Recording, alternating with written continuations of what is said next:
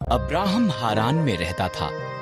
Abraham, परमेश्वर ने कहा, मैं चाहता हूं कि तू हारान को छोड़े और किसी और देश में जाए। परमेश्वर ने अब्राहम को ये नहीं बताया कि हारान कहां पर था। मुझ पर भरोसा कर, परमेश्वर ने कहा।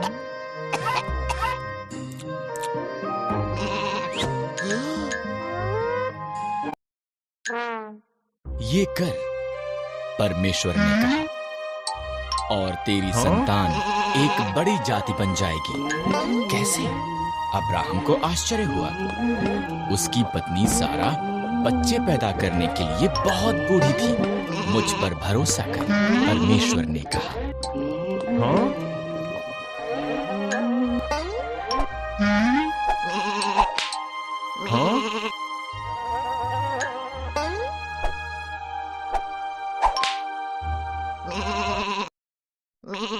जहां मैं कहता हूं वहां जा, परमेश्वर ने कहा, और तेरी संतान जितने आकाश में तारे हैं उससे ज्यादा होगी।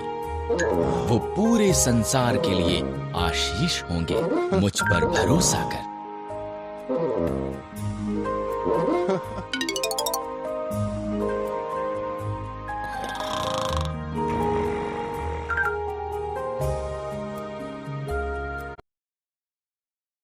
अब्राहम ने परमेश्वर पर भरोसा किया। उसने सारा, उसके भतीजे लूत और सब कुछ जो उसका था उसे लिया। वो वहां गया जहां परमेश्वर ने उसे जाने के लिए कहा था। वो कनान के देश में गया।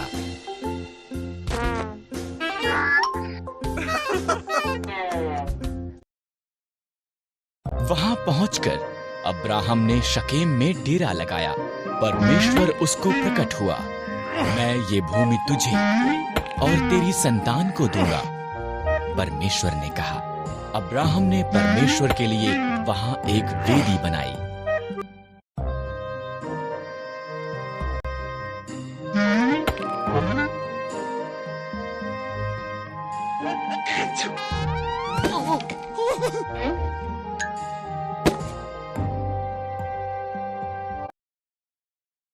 अब्राहम ने परमेश्वर की वादा की हुई भूमि पर यात्रा की।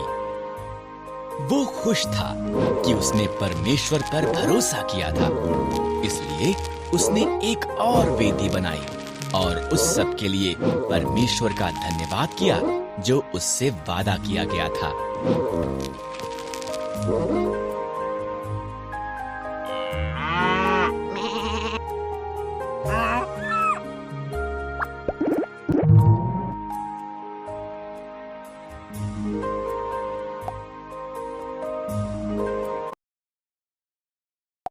परमेश्वर ने अब्राहम से एक पुत्र का और पुत्र से बहुत सी संतान का वादा किया जो सारे संसार के लिए आशीष होंगे।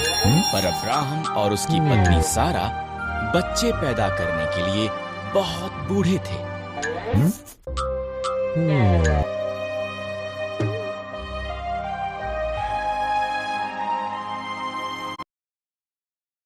20 साल बीत गए। अभी भी अब्राहम ने परमेश्वर के वादे पर भरोसा किया। जब वो 100 साल का था और सारा 90 साल की थी, परमेश्वर ने उन्हें अपना वादा याद कराया। सारा एक बालक को जन्म देगी।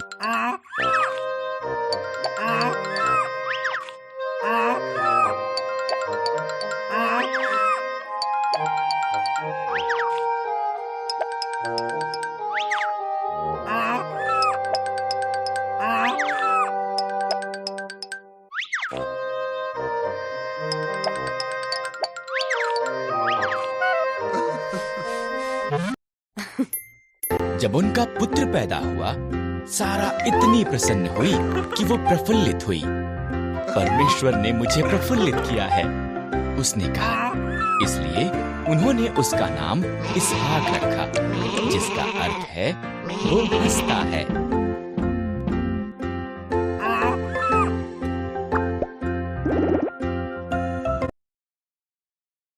जब इसहाक एक छोटा लड़का था, परमेश्वर ने अब्राहम को उसके पुत्र को मोरिय्याह पर्वत पर ले जाकर उसकी बलि देने को कहा। परमेश्वर इस तरह अब्राहम की परीक्षा ले रहा था।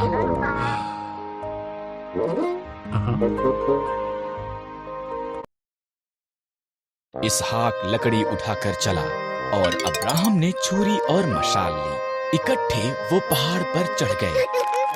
बलिदान के लिए मेमना कहाँ पर है? इसहाक ने पूछा। परमेश्वर इसका प्रबंध करेगा, अब्राहम ने जवाब दिया।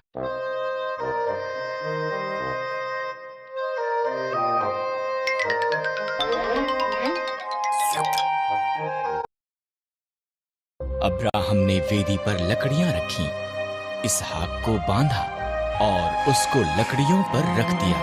जैसे ही उसने इसहाक को मारने के लिए छुरी उठाई, एक स्वर्गदूत ने उसको नाम लेकर आवाज लगाई, अब्राहम।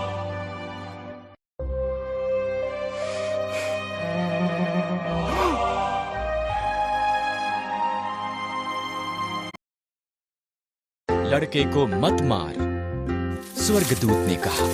परमेश्वर जानता है कि तू उसके वादे पर भरोसा करता है। उधर झाड़ियों में देख, एक मेढ़ा अपने सींगों से झाड़ियों में फंसा हुआ है। इसके बदले उसे बलिदान कर।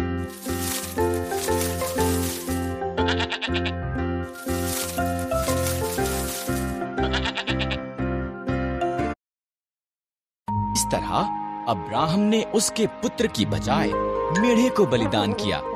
उसने उस स्थान को यहोवा यिरे, परमेश्वर प्रबंध करेगा, रखा, क्योंकि परमेश्वर ने बलिदान का प्रबंध किया था। ठीक जैसा कि परमेश्वर ने कहा था, उसका वादा सच्चा हुआ।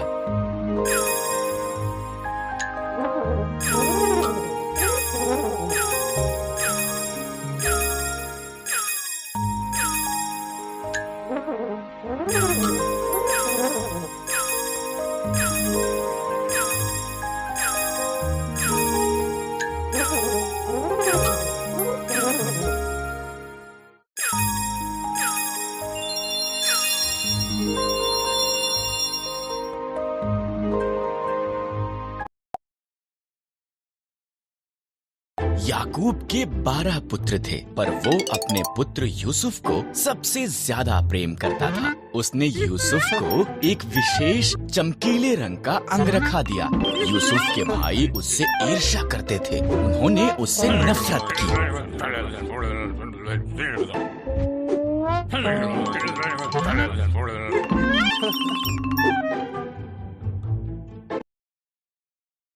यूसुफ ने विशेष स्वप्न भी देखे। मेरे स्वप्न में हम खेत में पूले बांध रहे थे, उसने कहा, और तुम्हारे पूलों ने मेरे पूले को दंडवत किया। यूसुफ के भाइयों ने उससे और भी ज्यादा नफरत की।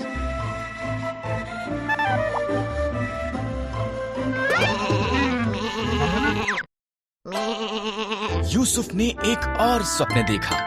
सूर्य, चंद्रमा और 11 तारे मुझे दंडवत कर रहे थे। उसके पिता और उसके भाई कुड़कुड़ाए। क्या तू ये कह रहा है कि तू हम पर राज्य करेगा?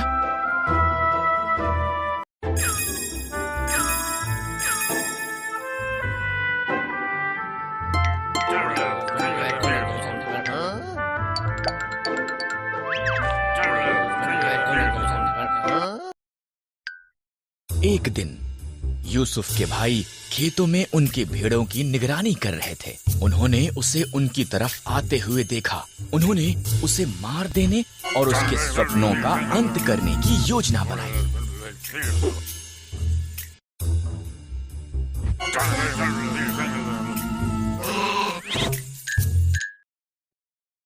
हमारे भाई को मार देना गलत होगा, रूबेन ने कहा। आओ हम उसे खाली गड्ढे में डाल देते हैं। इसलिए उन्होंने यूसुफ का विशेष अंगरखा फाड़ दिया और उसे गड्ढे में फेंक दिया।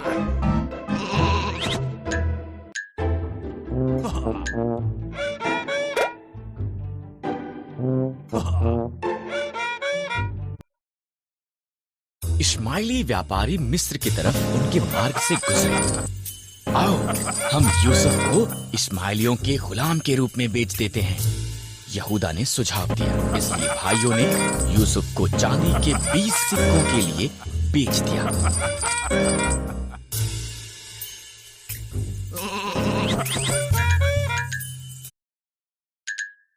भाइयों ने यूसुफ के अंगरखे को बकरे के लहू में डुबोया और इसे याकूब को दिखाया। मेरा पुत्र मर गया है। वो रोया। इसी दौरान यूसुफ को मिस्र में ले जाया गया, लेकिन परमेश्वर यूसुफ के साथ था।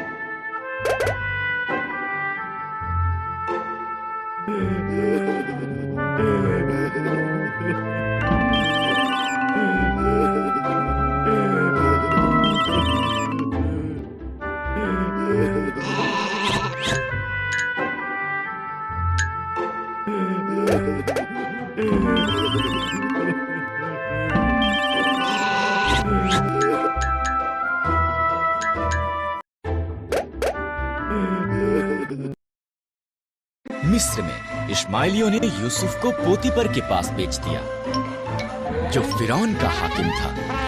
परमेश्वर ने यूसुफ को आशीष दी और उसे सफल बनाया। पोतीपर ने यूसुफ को अपने पूरे घराने का अधिकारी बना दिया।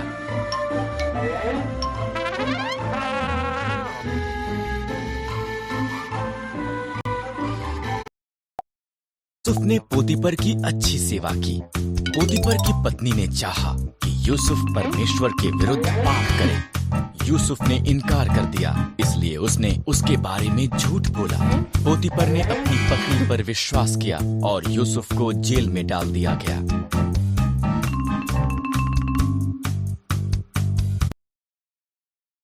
जेल में यूसुफ फिरौन के 2 हाकिमों से मिला। इन दोनों ने स्वप्न देखे और परमेश्वर ने यूसुफ को उनके अर्थ दिखाए। यूसुफ की व्याख्या सच्ची हुई। पिलाने हार को आजादी मिली, पर पकाने हार को फांसी दी गई।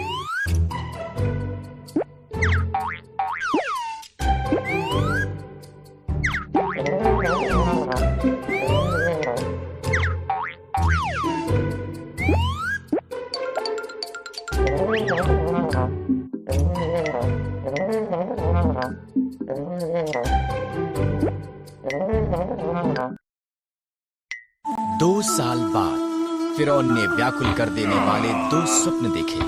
पिलाने हार को जो यूसुफ ने उसके लिए किया था याद आया और फिरौन को बताया। इस तरह फिरौन ने यूसुफ को बुलाया और उसे अपने स्वप्न बताए।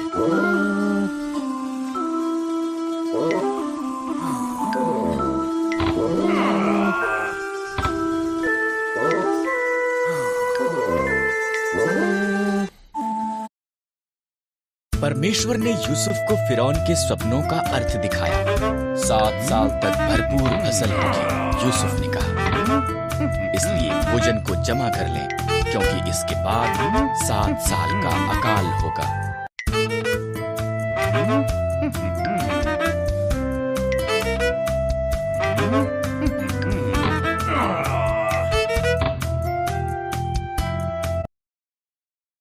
फिरौन यूसुफ की बुद्धि से प्रभावित हुआ, इसलिए उसने यूसुफ को सारा भोजन एकत्र करने का जिम्मा सौंपा।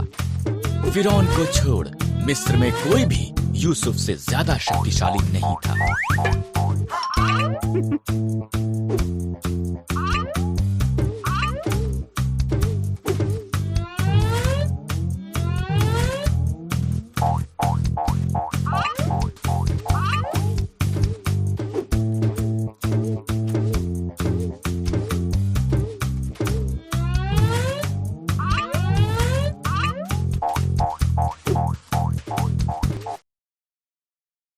यूसुफ के भाई मिस्र में भोजन खरीदने के लिए गए। उन्होंने यूसुफ को दंडवत किया, पर उसे पहचान नहीं पाए। जब उसने देखा कि वो बदल चुके थे, तब उसने उन्हें बताया कि वो कौन था।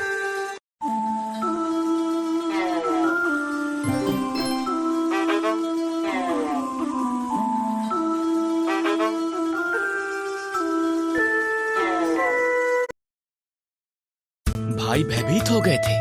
तुम लोगों ने मेरे लिए बुराई का विचार किया, यूसुफ ने कहा, परंतु परमेश्वर ने उसे भलाई के लिए प्रयोग किया। हमारे पूरे परिवार को मिस्र में ले आओ, हमारे पास खाने के लिए भरपूर होगा।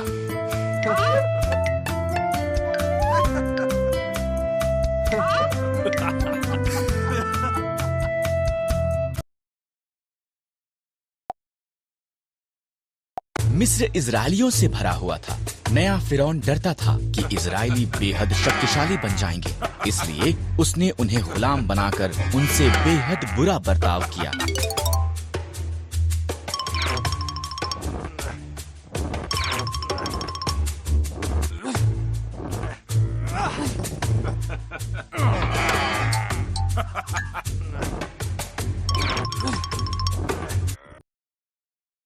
फिरौन ने आदेश दिया कि सभी इजरायली लड़के मार दिए जाएं। एक स्त्री ने अपने लड़के को टोकरी में रखा और उसे नदी के किनारे